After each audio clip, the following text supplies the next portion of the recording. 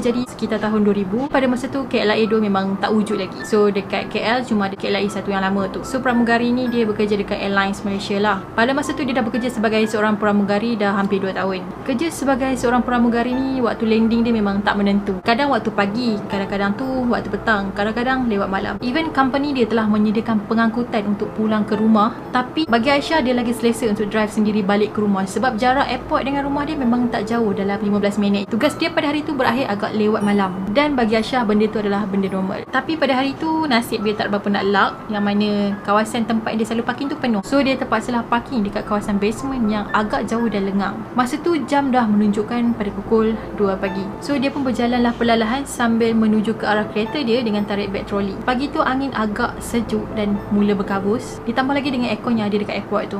Dia pun melangkah perlahan sebab keletihan dan kemudian dia pun tekanlah butang lift dan masuk ke dalam lift untuk ke basement. Terbuka je pintu lift tu, dia nampak kereta dia sayup-sayup je dekat hujung parking dan cuma ada beberapa buah kereta je dekat situ. Lampu dekat parking tu pula asyik berkedip-kedip, lagilah menambahkan suasana seram tu. So dia pun berjalanlah sambil menarik beg troli dia tadi. Suasana dekat situ memang sangat-sangat sunyi dan sepi. Cuma kedengaran bunyi tapak kasut dia dan bunyi troli kena tarik. Tinggal beberapa langkah je Aisyah dengan kereta dia, tiba-tiba Aisyah ni terdengar tak tak tak bunyi tapak kasut tumit tinggi, macam ada seseorang kat belakang dia. Bila dia toleh, tak ada sesiapa, melainkan dia seorang je dekat situ. So dia pun berjalan dengan cepat untuk sampai ke kereta dia. Lebih kurang 50 meter dia dengan kereta dia, kedengaran lagi bunyi tapak kasut tumit tinggi tu. Bunyi tu seolah-olah mengejar dia dari belakang. Masa tu Aisyah ni dah tak boleh fikir dengan waras dan perasaan takut tu dah mula menyelubungi diri dia. Tiba-tiba ada satu bayangan hitam melintas tengah laju. Dan pada masa ni lah Aisyah ni rasa macam ada sesuatu yang sedang memerhatikan dia. Dalam keadaan takut tu Aisyah ni mula baca ayat kursi. Masa dia tengah baca tu, dia terdengar dari jauh bunyi hilayang gelak tawa.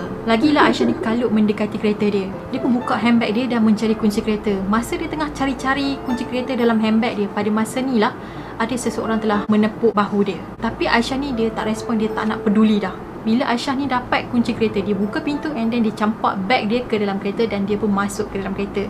Dekat dalam kereta dia pun cubalah cari CD Al-Quran dan memasang ayat-ayat Quran dalam kereta. Aisyah ni pun segeralah drive kereta dia dan memandu keluar daripada basement tadi. Masa kereta dia tengah bergerak membelok ke arah keluar basement, dia ternampak ada satu susuk tubuh lengkap berpakaian baju pramugari berwarna merah. Dan pakaian tu hanya dikenakan pada zaman dulu je. Pada masa ni Aisyah cuba untuk mengawal diri dia daripada menjadi lagi huru-hara.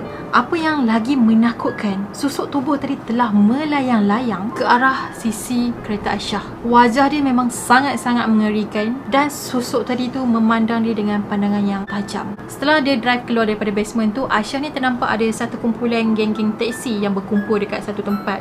So adalah pemandu-pemandu teksi ni yang tengah-tengah lepak, yang tengah hisap rokok, sembang sementara diorang tunggu diorang punya penumpang keluar daripada airport. So Aisyah ni decide untuk berhenti dekat situ sebab dia nak tenangkan diri dia. Tapi mata Aisyah ni dia tak lepas memandang ke arah pokok yang rimbun yang berada di tepi bangunan parking. Sekali lagi Aisyah ni ternampak susuk berkebaya merah tu masih lagi ada dekat situ.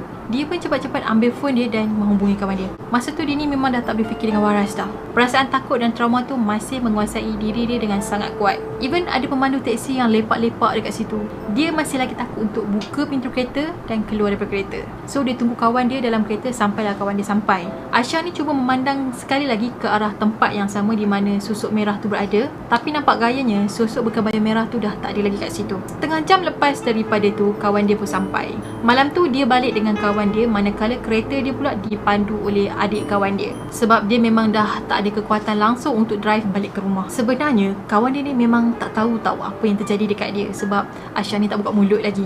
Bila dah sampai dekat kawasan perkarangan rumah Aisyah, kawan dia pun tanya, "Kau kenapa tadi? Takut semacam je aku tengok. Ada apa-apa ke jadi tadi? Cuba cerita kat aku." Tak ada apa-apa lah. Aku okey je. Cuma aku rasa penat sangat sampai aku rasa macam aku tak boleh nak drive balik ke rumah. So Aisyah ni pun masuklah ke dalam rumah dan dia pun bersihkan diri dia apa yang patut. Masa dia kat dalam bilik air tu tengah mandi, tiba-tiba lampu bilik air dia terpadam.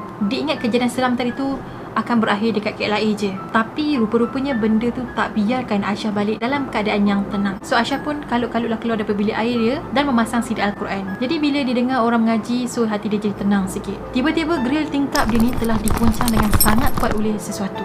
Dah lah grill tingkap kena gegar. Lepas tu Aisyah ni terdengar pula ada bunyi hilayan tawa daripada luar rumah dia. Masa tu Aisyah ni memang dah takut separuh mati. Dia terus berlari dan berselubung di bawah Toto. Tapi benda tu semakin galak.